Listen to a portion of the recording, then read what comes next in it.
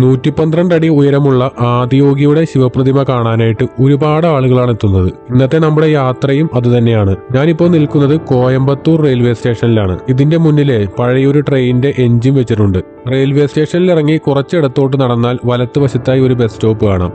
ഇവിടെ നിന്ന് നമുക്ക് ഇഷ ഫൗണ്ടേഷനിലേക്കുള്ള ബസ്സുകൾ ലഭിക്കും. പക്ഷേ ഇവിടെ നിന്ന് ബസ് കയറിയാൽ ചിലപ്പോൾ സീറ്റ് കിട്ടണമെന്നില്ല. അത്യാവശ്യം നല്ല തിരക്കുണ്ടാവും. അതുകൊണ്ട് ഗാന്ധിപുരം ബസ് സ്റ്റാൻഡിൽ പോയി ബസ് കയറുന്നതായിരിക്കും നല്ലത്. ഗാന്ധിപുരം ബസ് സ്റ്റാൻഡ് ഇവിടെ നിന്ന് 1.5 കിലോമീറ്റർ ദൂരമുണ്ട്. ബസ് സ്റ്റാൻഡിൽ നിന്ന് വരുന്ന ബസ്സുകളെല്ലാം ഇതുവഴിയാണ് പോകുന്നത്. നമുക്ക് ഇവിടെ നിന്ന് ഇഷ ഫൗണ്ടേഷനിലേക്കുള്ള ബസ് ചാർജ് വരുന്നത് 50 രൂപയാണ്. ഏതാണ്ട് 1 മണിക്കൂറോളം യാത്രയുമുണ്ട്. അങ്ങനെ അല്പനേരത്തെ കാത്തിരിപ്പിന് ശേഷം നമുക്ക് പോകാനുള്ള ബസ് എത്തി. ഞാൻ ഈ യാത്ര തുടങ്ങിയത് പാലക്കാട് നിന്നാണ്. പാലക്കാട് ജംഗ്ഷനിൽ നിന്ന് 6:40 തിരുച്ചിറപ്പള്ളി എക്സ്പ്രസിനാണ് ഞാൻ കോയമ്പത്തൂരിലേക്ക് യാത്ര തിരിച്ചത്. 8:15 ട്രെയിൻ കോയമ്പത്തൂർ എത്തി. 35 രൂപയാണ് പാലക്കാട് നിന്ന് കോയമ്പത്തൂരിലേക്കുള്ള ട്രെയിൻ ചാർജ് വരുന്നത്. ഒരുപാട് നല്ല കാഴ്ചകളുള്ള ഒരു ട്രെയിൻ യാത്രയാണിത്.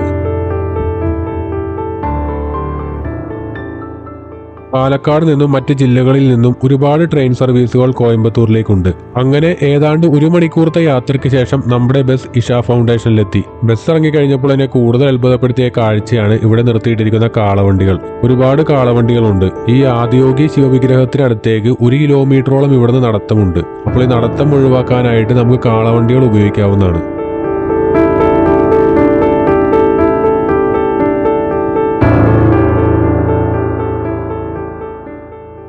ഏതാണ്ട് 10 പേർക്ക് ഒരേ സമയം യാത്ര ചെയ്യാൻ പറ്റിയ രീതിയിലാണ് കാളവണ്ടികൾ അവർ ഉണ്ടാക്കിയിരിക്കുന്നത്.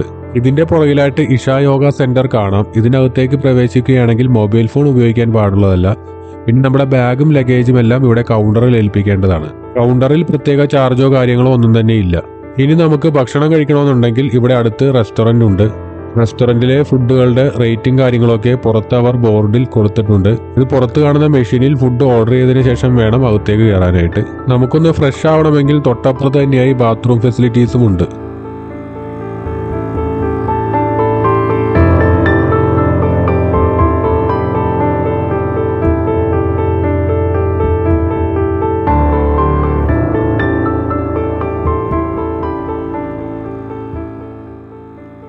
അങ്ങനെ റെസ്റ്റോറന്റിലെ ഭക്ഷണത്തിന് ശേഷം ഞാൻ കാളവണ്ടിയിൽ ആദിയോഗി സ്റ്റാച്ചുവിന്റെ അടുത്തേക്ക് പോയിക്കൊണ്ടിരിക്കുകയാണ്. ഈ വണ്ടിയിൽ കയറാനായിട്ട് ഒരാൾക്ക് 10 രൂപയാണ് റേറ്റ് വരുന്നത്. ചെറിയൊരു തുകയാണ് ഇവർ ഈടാക്കുന്നത്. എന്റെ ആദ്യത്തെ കാളവണ്ടി യാത്രയാണിത്. എന്തായാലും തമിഴ്നാട്ടിൽ വന്നിട്ട് കാളവണ്ടിയിൽ കയറിയില്ല എന്ന് വേണ്ടല്ലോ. നമ്മുടെ തൊട്ടു മുന്നിൽ പോകുന്ന കാളവണ്ടിയിലെ ഒരുപാട് ആളുകളുണ്ട്. എന്നാൽ ഞാനിരിക്കുന്ന ഈ വണ്ടിയിൽ ഞങ്ങൾ 2 പേർ മാത്രമേ ഉള്ളൂ. ഇവിടത്തെ ഒരു പ്രത്യേകത എന്താണെന്ന് വെച്ചാൽ ഈ ആദിയോഗി സ്റ്റാച്ചു കാണാനായിട്ട് പ്രത്യേകിച്ച് എൻട്രി ഫീസോ കാര്യങ്ങളോ ഒന്നും തന്നെ ഇല്ല.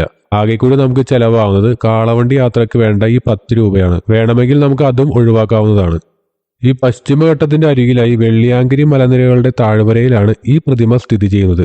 ഏതാണ്ട് 8 മാസത്തോളം എടുത്തു ശിവഭഗവാന്റെ ഈ പ്രതിമയുടെ പണി പൂർത്തിയാവാനായിട്ട്. ഇതിന്റെ മറ്റൊരു പ്രത്യേകത എന്താണെന്ന് വെച്ചാൽ ഇത് കംപ്ലീറ്റ് ആയിട്ട് സ്റ്റീൽ കൊണ്ടാണ് ഉണ്ടാക്കിയിരിക്കുന്നത്. ലോകത്തിലെ തന്നെ ഏറ്റവും ഉയരം കൂടിയ ഊർധ്വകായ പ്രതിമ എന്ന ഗിന്നസ് റെക്കോർഡും കൂടി ഈ പ്രതിമയ്ക്കുണ്ട്. നമ്മൾ ഈ കാളവണ്ടിയിൽ ചെന്നിറങ്ങുന്നത് സ്റ്റാച്ചുവിന്റെ പുറകിലായിട്ടാണ്. ഇന്ന് മൊത്തത്തിൽ മഴയുടെ ഒരു അന്തരീക്ഷം ഉള്ളത് കൊണ്ട് തന്നെ സൈഡിലുള്ള മലകളൊന്നും വ്യക്തമായിട്ട് കാണാൻ പറ്റുന്നില്ല.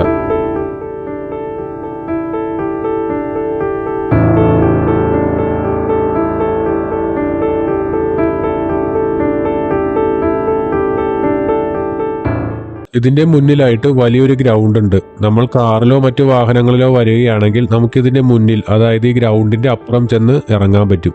ഈ പ്രതിമ 112 അടി ഉയരത്തിലും 147 അടി നീളത്തിലുമാണ് ഉണ്ടാക്കിയിരിക്കുന്നത്. ഈ 112 അടി എന്ന് പറയുന്നത് യോഗികളുടെ സംസ്കാരത്തിൽ സൂചിപ്പിച്ചിട്ടുള്ള മോക്ഷ നേടാനുള്ള 112 മാർഗങ്ങളെയാണ് സൂചിപ്പിക്കുന്നത്. പ്രതിമയുടെ മുന്നിലായിട്ട് ചെറിയൊരു മണ്ഡപം ഉണ്ടാക്കിയിട്ടുണ്ട്. അവിടെ എന്തോ പ്രത്യേക പൂജകളെല്ലാം ഉണ്ടെന്ന് തോന്നുന്നു. വൈകിട്ട് 7 മണിക്ക് ശിവഭഗവാന്റെ ഈ സ്റ്റാച്ചുവിൽ ലേസർ ഷോ ഉണ്ടായിരിക്കുന്നതാണ്. നിങ്ങൾ ഇങ്ങോട്ട് വരികയാണെങ്കിൽ ഉച്ച കഴിഞ്ഞിട്ടുള്ള സമയത്ത് വരുന്നതായിരിക്കും കൂടുതൽ നല്ലത്. അങ്ങനെയെങ്കിൽ വൈകിട്ടത്തെ ലേസർ ഷോയും കണ്ട് നിങ്ങൾക്ക് തിരികെ പോകാൻ പറ്റും. അങ്ങനെ നമ്മുടെ വീഡിയോ ഇവിടെ അവസാനിക്കുകയാണ്. പക്ഷെ നമ്മുടെ യാത്രകൾ ഒരിക്കലും അവസാനിക്കുന്നില്ല. നിങ്ങൾക്ക് കുറഞ്ഞ ചെലവിൽ വന്നു പോകാൻ പറ്റുന്ന ഒരു സ്ഥലമാണ് ഈ ഇഷ ഫൗണ്ടേഷൻ. അപ്പോൾ ഈ വീഡിയോ നിങ്ങൾക്ക് ഇഷ്ടപ്പെട്ടെങ്കിൽ വീഡിയോ ലൈക്ക് ചെയ്തേക്കുക, മറ്റുള്ളവരിലേക്കും കൂടി ഒന്ന് ഷെയർ ചെയ്തേക്കുക.